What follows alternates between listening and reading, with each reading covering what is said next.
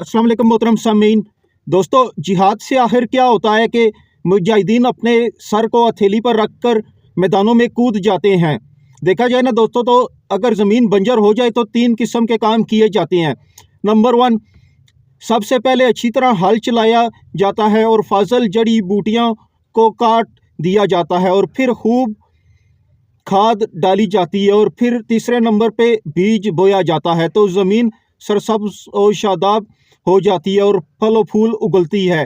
ठीक इसी तरह दोस्तों, जब अल्लाह की ज़मीन पर अल्लाह के कानून मुअत्तल कर दिए जाएं, कुफ्र व शिरक और जुल्म व ज़्यादती का फसाद बर्पा हो, तो यहाँ पर भी 3 काम की अशद ज़रूरत दोस्तों पड़ती है। इसलिए तो मैदानों में मुजाहिदीन कूद पड़ते हैं। नंबर 1, सब पहले जिहाद का हल चलाया जाता है। नंबर 2, फिर मुर्तदीन और काफरों के गलीज खून को बतौर खाद के ज़मीन में डाला जाए। और ये दोस्तों तजर्बे की बात है कि खाद जिस कदर जहरीली हो, इसी कदर ज़मीन में कुव्वत पैदा हो जाती है। इसी तरह जिस कदर ज़्यादा ख़तरनाक और इस्लाम और अल्लाह ताला का कानून के दुश्मन काफरों और मुर्तदीन का खून ज़मीन में डाला जाएगा, इसी कदर ज़मीन बेहतर होगी। नंबर 3 दोस्तों, फिर बतौर बीज के मुसलमानों का अपना खून छिड़का जाए, यानी शोदा का मुबारक खून इसमें पड़ेगा तो इस्लाम फैलेगा और ईमान का शजर तनावर होता चला जाएगा। इसलिए मुजाहिदीन मैदानों में कूद जाते हैं। हजूर सल्लल्लाहु अलैहि वसल्लम के बाद सबसे पहला फितना हज़रत अबू बकर सदीक रज़ी अल्लाह अन्हु ने क़िताल के ज़रिए से ख़त्म किया और इस दुनिया का सबसे आखिरी और बड़ा फितना दज्जाल भी जिहाद ही के ज़रिए ख़त्म होगा। आज के मुसलमानों ने फितनों को ख़त्म करने का ये तरीका छोड़ दिया है और इसकी जगह हज़ारों तरीके ईजाद कर लिए हैं, मगर फिर भी इन हज़ारों तरीक़ों के बावजूद फितने बढ़ते ही चले जा रहे हैं, क्योंकि इन तरीक़ों का इस्लाम में कोई वजूद ही नहीं है। हाय काश अगर इन फितनों का मुकाबला क़िताल के ज़रिए से किया जाए तो तमाम फितने सर्द पड़ जाएं।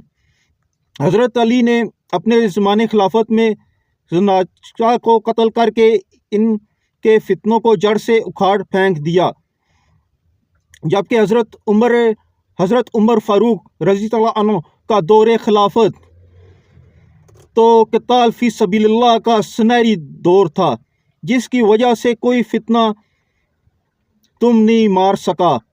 और इसीलिए तो मुजाहिदीन मैदानों में कूद जाते हैं कि कोई फितना बाकी ना रहे और अल्लाह ताला की ज़मीन पर अल्लाह ताला का कानून हो और बाकी सब निज़ाम बातली निज़ाम कुफ्रिया निज़ाम का ख़ात्मा हो।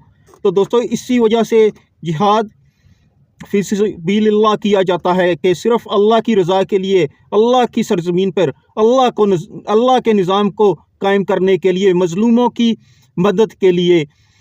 और दोस्तों, यही चीज़ है कि आज हमने जिहाद का रास्ता तर्क किया हुआ है। कई मिंबरों में राब से इसकी आवाज़ हमको सुनाई नहीं देती, बल्कि कोई आवाज़ उठाए मिंबर पे तो उल्टा उसी पे केसेस बन जाते हैं। हालांकि ये देखा जाए तो इस्लामी मुल्क है, इसमें जिहाद की तरगीब देनी चाहिए। तो लेकिन बस रोना ही आता है अपने सिस्टम पे, अपने हाल पे। लेकिन दोस्तों, हिम्मत नहीं हारना, अल्लाह पे भरोसा रखें। इंशाअल्लाह ताला हालात बदलेंगे, वक्त बदलेगा। इंशाअल्लाह ताला ज़रूर वो वक्त अनकरीब है कि इस्लाम गालिब आएगा। तो दोस्तों, इसके साथ इजाज़त चाहूँगा। अल्लाह हम सबको अपने रास्ते में कबूल करे। या अल्लाह शहादत की ज़िंदगी, शहादत की मौत अता फरमाना और मरते टाइम ज़ुबान पे कलमा तैयबा ला इलाहा इल्लल्लाह मुहम्मद रसूलुल्लाह का विर्द जारी और सारी हो। तो दोस्तों, इजाज़त चाहूँगा। जज़ाकल्लाहुल खैर।